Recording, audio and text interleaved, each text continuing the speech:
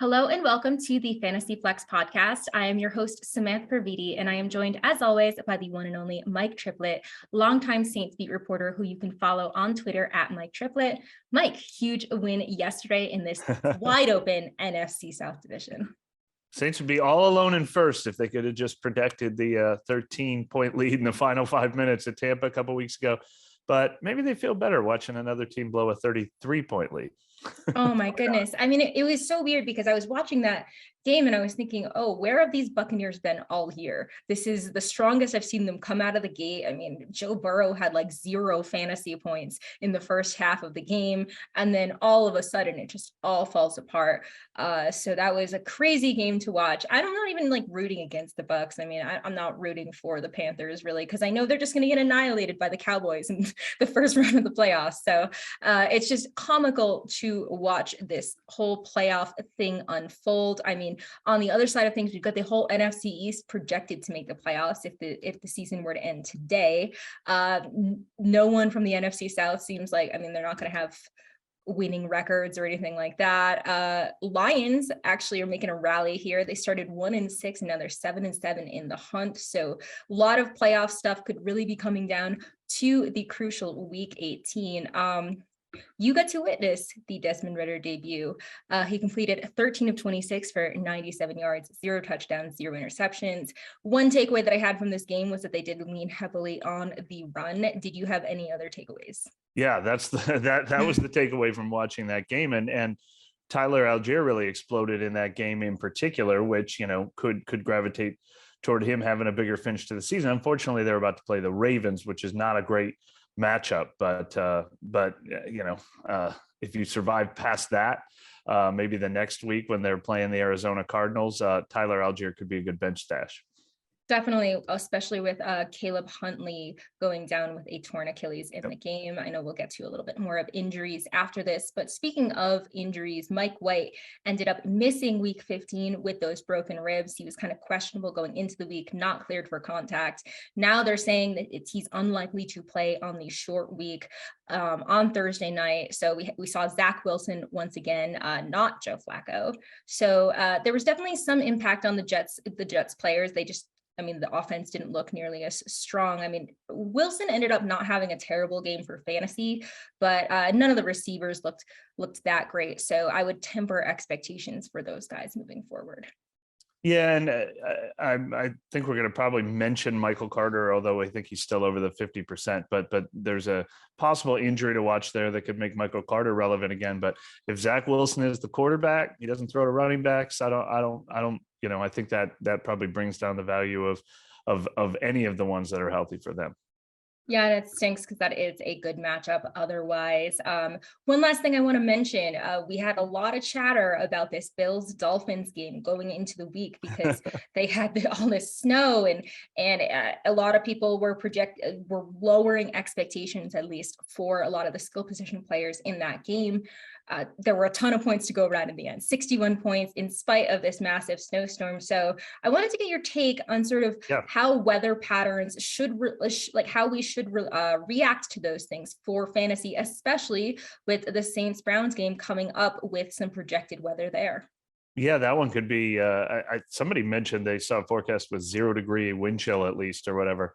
So I hope it's warm in the press box, but I think it depends on the kind of weather. Snow itself and even rain itself doesn't necessarily affect offense. And in some ways, when footing is bad, it can help offense because it's harder for the defense to keep its footing against the players who know where they're going. I think wind is the biggest one that affects a passing offense. So I'd pay most attention to win. I mean, the game that comes to mind was that Patriots-Bills game from a couple of years ago where neither team could throw the ball and it was just run the entire time. So every once in a while, those games come along and that's when you do, especially with Saints run defense has been struggling. That's the run defense that Atlanta just ran all over yesterday. And the Browns run defense has been struggling all season. So that could be a game to invest heavily in the guys running the ball, including our favorite subject to talk about, Taysom Hill. I love that. Yes, Browns rank 30th in rush DVOA, so that should be a fun game, at least for the running backs or rushers in the game. In terms of injuries around the league, thankfully we had a lighter week, all things considered. We had a couple brutal weeks in a row. So Jonathan Taylor would be leading this injury report. He suffered a high ankle sprain, only played 2 snaps against the Vikings, will likely miss the remainder of the year. So that could be a mess for a lot of managers that had been riding him. Not like he had the best season, but you were still starting him every week. So, losing even an RB2 at this point in the season could be pretty hard for people in fantasy. We'll talk about those running backs in a little bit. In terms of other guys, I mean, we mentioned Caleb Huntley, and then Colt McCoy suffered a concussion, ruled out to return, replaced by Trace McSorley, which could definitely impact, I think, the pass catchers for Arizona moving forward. I'm a little bit concerned about Marquise Brown. And then Ryan Tannehill carted off from the sideline to the locker room. He did have that ankle injury earlier this year, was able to return, but I think it's something worth monitoring, especially if you have any kind of shares of Chego Konkwu or Treylon Burks or anything like that. Well, monitor injuries like crazy all week long, because this is the time of year where not only are you getting the regular amount of injuries, but you're getting the teams that are thinking playoffs that might rest guys, even if the injuries aren't that serious. And you're getting the teams that are out of it that might be resting guys because it's not worth the risk if you're not actually playing for something. So this is a week where questionables might turn into game day inactive. So make sure you have a plan B and a plan C for everyone if you're counting on a healthy roster this week.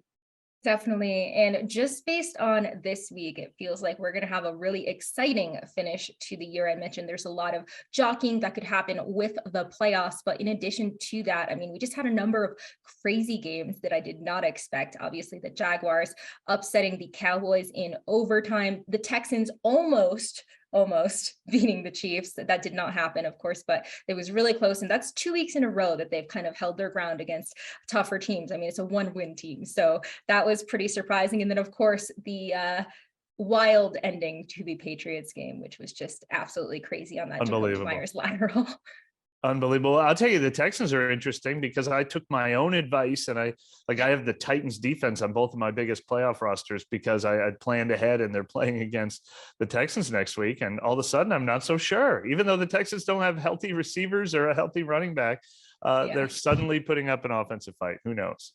I definitely did not expect that because, as you mentioned, Dameon Pierce out for the rest of the season. They just have no offensive weapons, no Nico Collins, Brandon Cooks. So I did not think they were going to put up much of a fight against the Chiefs, but there you go. That is the NFL right now. It's pretty crazy. Let's just jump into waivers. Of course, we do not have any more buys, thank God. With quarterbacks, it's really, really lean out there. I hope you are not streaming quarterbacks, of course, at this point in the playoffs, but you may need a QB2 or super flex type option, or just be in a pinch. I think the best of the group is going to be Brock Purdy, 20% rostered. He actually was very, very good. Again, I was not sure if he was going to turn back into a pumpkin. Like it's one of those things that sometimes I think there's that element of surprise when they bring in a guy that they don't have a lot of tape on or anything. And then like teams tend to underperform, but then once they get some tape, teams are able to adjust. But he completed 17 of 26 attempts for 217 yards, 2 touchdowns, 0 interceptions, QB 14 heading into Monday night. I mean, he was the QB 8 previously, and he has a soft schedule to finish out the year against 3 below average defenses. He should be a high-end QB2 option with QB1 upside against the Commanders, Raiders, and Cardinals. And then the only other one that I could really come up with is Sam Darnold, 6% rostered. Not been super remarkable, but I will say, like I said, the pickings are very lean on the waiver wire, and they are facing the Lions this week, whose defense has allowed the most fantasy points to quarterbacks this year. The Detroit defense was just lit up by Zach Wilson, who is currently the QB9. So I think that he will be a viable QB2. So, we're really scraping the bottom of the barrel. Do you have any other options? Like, do you think Andy Dalton should be on people's radar, even in the light of the matchup? Probably not, because of what we just said about, bad weather in Cleveland.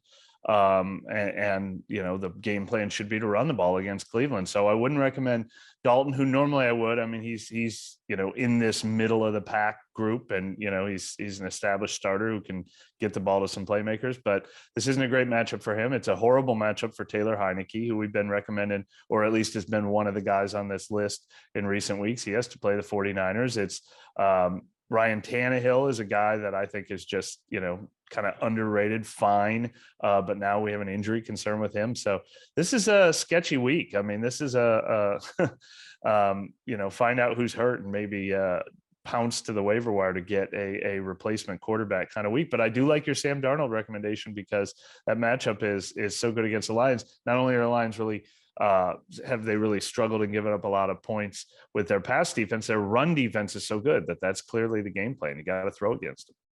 Yeah, people haven't been thinking of the Lions necessarily as a running defense stronghold or anything like that. But you called that last week, and Zonovan Knight had a pretty meh game for fantasy. So they are definitely looking like a defense that maybe you want to sit your running backs against. Speaking of running backs, I did mention that we have the Colts sort of mess right now. So I'm going to talk about Zach Moss and Deion Jackson. It was a committee in their epic 39-36 loss to the Vikings. Moss had 24 carries for 81 yards, Jackson 13 carries for 55 yards, and caught a pass for a touchdown. Moss outsnapped Jackson by a count of 53-25. So I guess he would be the one that I would prefer. Obviously, Jackson ended up with a slightly better fantasy game, but that was by virtue of a 1-yard touchdown. So, I think it's Jackson, but it's probably going to be some kind of committee, right? I don't see them putting all their chips in on Zach Moss. I mean, we saw Jackson be productive when Taylor was out earlier in the season, but that was before they had traded for Zach Moss. So they do have three very nice matchups coming up against the Chargers, Giants, and Texans. They're all bottom 9 in rush DVOA. So that, I mean, if you're in a deeper league, you need an RB3 type situation. They could be the ones that you want to add. We talked about Tyler Algier, 37% rostered. So with Desmond Ridder under center, they certainly could be leaning on the run more. It leans out after that. There's a number of guys that kind of fall into that category we've been talking about as kind of potential lottery tickets, right? If someone gets injured, they're the clear number 2. I would say Josh Kelly, Jordan Mason, Jalen Warren kind of all fall into that category, but none of those guys are super attractive. Anyone stand out to you? Well, Jordan Mason was my big tip of the week, and I hope people only looked at the final stat sheet and didn't watch that game because he finished with 64 rushing yards, but he had like 57 of them on that last carry. It should have been a touchdown too, but he wisely ran out of bounds at the 1 to protect the lead. Yeah, my thinking was they always split the workload, and then I'm watching that game unfold, and Christian McCaffrey took every snap the entire game. That was a little bit of a zag from the 49ers, but yeah, Zach Moss and Deion Jackson is really interesting because Jackson is the one that normally I would recommend in this situation because he is the pass catcher. Which is a lot more likely to give you at least a floor of some fantasy points, and he even has been used near the goal line. He got the 1-yard touchdown catch, but remember what he did at the end of that game. He lost a fumble while they were imploding and blowing that lead, and that was already after Zach Moss played twice as many snaps. I mean, out of nowhere, Zach Moss playing 53 snaps after he had barely approached double digits in any of his previous game with the team. So I would not be surprised to see a changing of the guard there, as almost like a punishment for the fumble as well. So that makes both of them a little hard to trust, but Moss may be the one to just see. Maybe they're going to turn Moss into an every down guy and see what they have in him. And then Chuba Hubbard qualifies, doesn't he still? He does. He is 39% rostered right now. And the thing I like about Hubbard is, he has sort of been the number 2 to Foreman in Carolina, but that switched this week. Snap count, touches, high value touches. He's been more of the pass catcher for Carolina, but he's also getting work near the goal line. He got more work on early downs as Foreman just really disappeared in this last game. And now they're going up against the Lions, who we said have been really good against the run and really porous against the pass. So I think Hubbard might be my favorite investment from this list this week. Yeah, I definitely don't mind Hubbard, especially as the guy, like you said, that catches passes on a team that finds itself in negative game scripts more often than not. So he's definitely a guy that I would look at. Marlon Mack, too, if you're in a deeper type situation. That was an interesting sort of thing. 5 carries for 37 yards and a touchdown, caught 4 passes for 26 yards. Latavius Murray was the lead guy, but this is 2 weeks in a row now that Marlon Mack has had good games for the Broncos. So not not necessarily good matchups coming up. They have the Rams this week, but deeper league type situation. Not like I want to invest too much in the Broncos offense, the Brett Rippon led Broncos offense. But in terms of wide receivers, I think the group is actually pretty good. I saw a number of guys that I really like. We've been talking about Jahan Dotson for weeks now, and I'm really surprised that not enough people listening to us, because he is only 17% rostered on Yahoo and had an absolute breakout performance, 4 of 6 for 105 yards in a touchdown, his second touchdown in 2 weeks, currently the wide receiver 8.5 PPR. And if you just watched that game, I mean, he's making catches and getting separation and just contested catches that you barely see a lot of veterans make. So I was very impressed to watch him there. He was banged up for a lot of the season, but in the 9 games he's played, he's finished as a top 22 receiver or better in 5 games. So that receiving core, it doesn't get enough credit, but there's a lot of mouths to feed, but also a lot of kind of diversions. He's not drawing necessarily number 1 coverage. Terry McLaurin is, so he gets to maybe open up sort of things on other sides of the field. They do face the 49ers, but I think he should still be considered a wide receiver 3 in next week. Zay Jones, who has come up on this podcast a number of times, he's just been absolutely ridiculous of late. You spurred the Zay Jones breakout. I'm totally kidding, but obviously a monster game in week 15 against the Cowboys, which is not an easy matchup. They obviously pulled off an improbable upset there, but Jones caught 6 of 8 targets for 109 yards, 3 touchdowns, currently the wide receiver 1. So he's definitely someone that who's out there in about 45% of leagues and could definitely be a wide receiver 2 rest of season. So that's not something that we say a lot of these guys, a lot of these guys, we're kind of hoping that they'll break out, but Zay Jones has already kind of broken out already. So he's definitely one of my favorites on this list. And then the last one that I will note is Noah Brown. He is widely available, only 2% rostered, had his best game of the season, caught 6 catches on 9 targets for 49 yards and 2 touchdowns against the Jags. Obviously a very good matchup there. He's the wide receiver 6.5 PPR. He is the number 2 behind CD Lamb, but I think that's a pretty good position to have. I mean, rather be the wide receiver 2 there than maybe the wide receiver 1 on some of these other offenses. So those would be my top 3. What do you have to say about those guys or anyone else that's on your mind? Yeah, well, I love Jahan Dotson, and we've both been talking about him a lot. And so your stat last week, or the last 2 weeks in a row since he was on the bye, was that in his 8 healthy games, he's been a top 24 fantasy receiver in 4 of them. Well, now that's 5 out of 9, right? I assume he's a top 24 fantasy receiver this week. The only thing that stinks about him is 49ers, Browns, Cowboys for the rest of his schedule. There's no real tasty matchups for him to take advantage of. But as we both said, he was, I think he was the 18th pick in the draft. He was definitely in the top 20 in the first round of the draft. The talent is there. Now the opportunity's been there. Curtis Samuel has really been pushed aside, not just by guys hugging him in the end zone. He has not been a big part of that Washington offense. So Dotson has definitely moved into that number 2 receiver role there, and I do like him. Zay Jones, without question. I mean, I did not give him enough credit for being a young guy with upside, but because he's been around for a while, but he hasn't been around in the Jacksonville offense with Trevor Lawrence, and he has really exploded once they've found their identity there. And they just throw to these 3 guys, Christian Kirk, Zay Jones, and Evan Ingram, and all 3 of them are playable. I would trust all 3 of them in my fantasy lineups down the stretch. I'm less bullish on Noah Brown. He has been getting a good snap share. I think if anything, he makes you not be able to trust Michael Gallup, but they also just added T.Y. Hilton, and they just got James Washington back from injured reserve. So that one is getting a little crowded for me to assume that he can just do this week in and week out. So I'm less excited about him than some of the other names on this list. I would be less excited in Russell Gage, thinking he's clearly number 3 there, but I do not understand what has happened to Mike Evans, and that's a good matchup for them against the Cardinals. So you got to consider Russell Gage. KJ Osborne, that was kind of crazy. He was so heavily involved in the first half of that game, even before the Vikings started desperately throwing to come back. I mean, he felt like as a Justin Jefferson manager, I was like, why are they throwing to KJ Osborne on every single play on this drive? So he turned my head, but obviously we've seen him in flashes before. He's a little harder to trust. Another one I have to mention since I cover the Saints is Rashid Shaheed. He has his snap counts. So he came on as an undrafted rookie kick returner who just had a lot of speed, but they started sneaking in plays here, like a jet sweep and a deep ball when he was playing 5, 6, 7 snaps a game. And then they were like, we've really found something here. In his last 3 weeks, he's been over 30 snaps a game, and he was up to 39 snaps a game in this last one, caught another deep touchdown pass.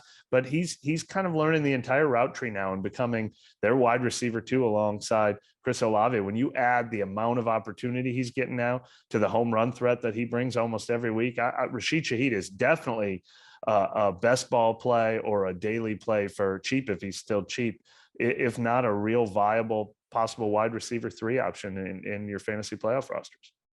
Love to hear that. Love to hear guys that I don't really know about, and you giving us some of the insider sort of information, having watched the games, obviously, very, very closely. Dotson was the 16th pick of the draft. And honestly, I think his like draft over under going into it was around 33 or something like that. So it was a little bit of a surprise, I think, where he was taken. But clearly, if you read anything into that, the organization thinks very highly of him. So even if it's not necessarily a this year thing that he's going to be a superstar, that's a name that you definitely need to keep on your radar for next season and beyond. In terms of Russell Gage, yeah, the Bucs have a pretty nice schedule coming up: Cardinals, Panthers, and Falcons to finish out the year. So he's a guy that I've actually really liked for a while, and has always kind of been in like a wide receiver 3 or like afterthought type situation, but he certainly can be productive when he is targeted. So if he's, building up a little bit more of a rapport with Brady there, then he could be a deeper league type threat. All right, on to our last position, which you were so excited about last week. I'm excited about him again this week. I love it. Yes, the tight end. We do have choices. So someone that we mentioned last week was Chig Okonkwo, 29% rostered, and had another good game. I mean, it wasn't spectacular, but such as the tight end position.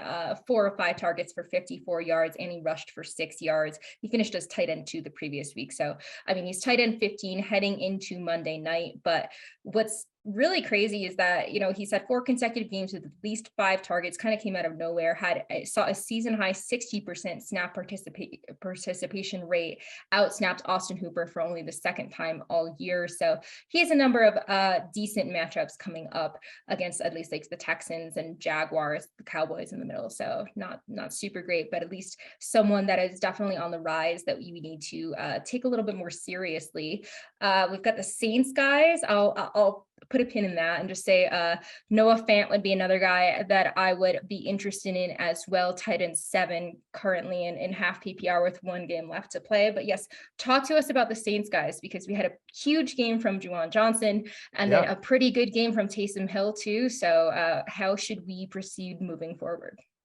I'd have a tough time choosing between both of them, but I think both of them could make a case for being a top 10 tight end option this week.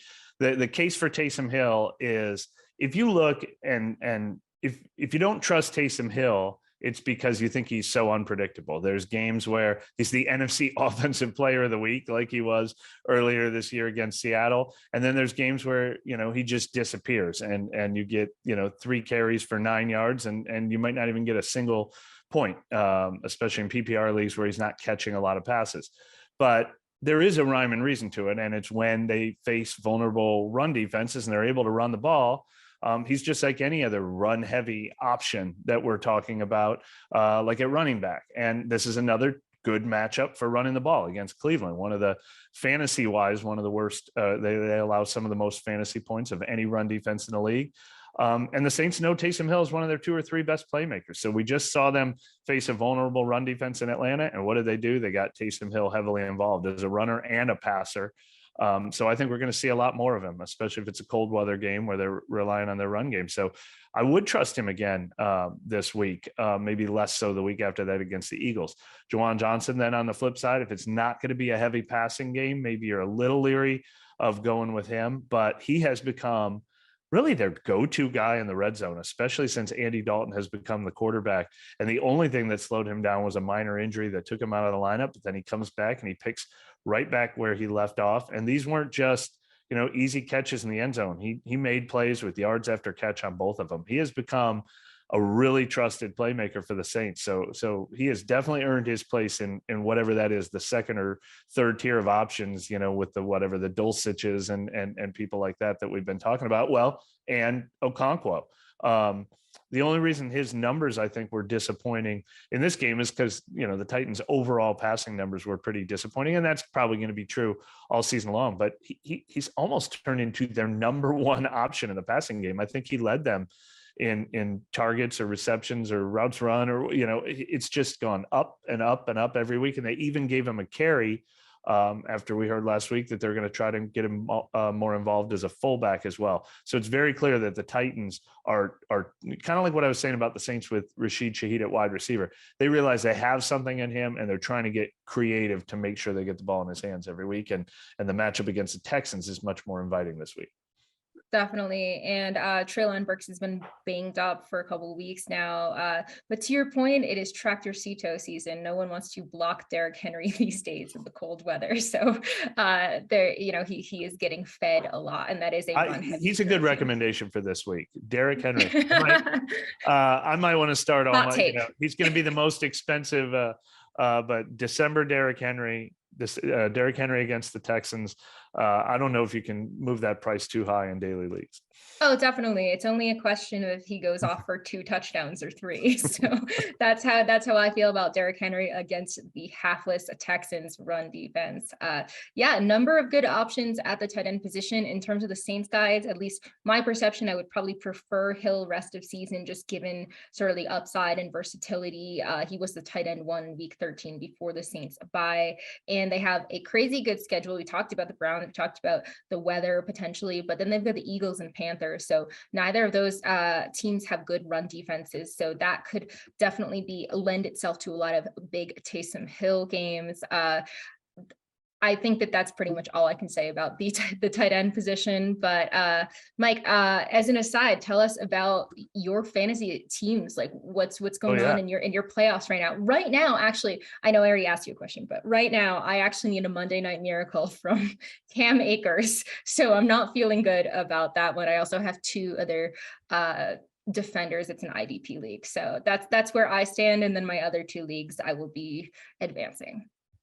Yeah, I joined. I'm still alive in 2 of the leagues I care about most. I didn't win with volume this year, but the most important leagues that I really care about, I'm still in the final 4 in 2 out of 3. One of them is a new one I joined this year that includes like promotion and relegation, which is really exciting. So I have a chance to be promoted in that one. But I started the year and I felt really good. It's a 2 quarterback league, and I had Lamar Jackson and Tom Brady. And then I had to go down to Tom Brady and Ryan Tannehill. And luckily, I was very glad he went back into the game. But if Tannehill doesn't come back next week, my 4th option is Kenny Pickett. So all of a sudden, I'm like, I had 4 quarterbacks all year. Please don't tell me I'm going to be down to 1 in the Super Bowl week. Oh my goodness. Yeah, I know how that works out. Sometimes you have all these plans, you draft your roster, you think you're really good, like well off going into a certain situation. I have this league where it's 16 teams and everyone takes 2 quarterbacks, and so like even the backup guys are like, there's some high quality backup guys that end up being rostered. And of course the week that Kirk Cousins is on bye, Russell Wilson's hurt, so I don't even know who I started. I think it was absolutely terrible. I might have gotten like 3 points, and this is one of those leagues that there's a lot of negative point opportunities too. So I seriously considered just not starting anyone because it was so bad. We get like negative points for like attempts and efficiency, things like that. So right, exactly. So if you're putting in some backup that happens to not have a Brock Purdy type upside, you could definitely be getting negative points from these guys. I that league that I need the Cam Akers Monday Night Miracle, I got a 0 from Leighton Vander Esch and Pat Fryermuth. So I'm trying to survive those 2 things. And it's against this guy that I've been in this league for the longest time, and it's against this guy that he thinks he's the smartest of anyone always. So I mean, he's the one that's like building all these models. He does not do this as a career. He just like in his free time builds all these models and is a habitual loser in the league. So the fact that I may lose to him is a little disappointing, but fingers crossed for a big Cam Akers game. I hope that they continue to feature him and show him off for trade later. But sounds like we've got a new guest for the pod next week. If he beats you, we're gonna have to learn from some of these models. Oh God, no, I can't give him that satisfaction. Okay, that will do it for this week's episode of the Fantasy Flex. I hope everyone out there also has an awesome holiday season. I don't know if you're doing anything cool, but I will probably be out there teaching skiing. Mike, remind everyone where they can find your work. Yeah, I work for a subscription site called neworleans.football, the best Saints coverage you're going to find anywhere. Either we're going to be diving deep into what they can do as like a 7-10 division winner, or we're going to be diving deep into how they can fix things in the offseason very soon. Oh, what a fun division this is. Yeah, I mean, you might get an extra couple weeks there of work that you did not expect to have, I guess, mid-season. So I guess that maybe if they can't get in, maybe they should be rooting for your Panthers to win the NFC South, because then the Panthers won't be able to draft their quarterback of the future, and they'll ruin everything by winning the division. Whatever, the Panthers got the number 1 overall pick and they're still going to mess it up. So at least that's how I feel. Thank you to everyone for joining, and we will see you all next week.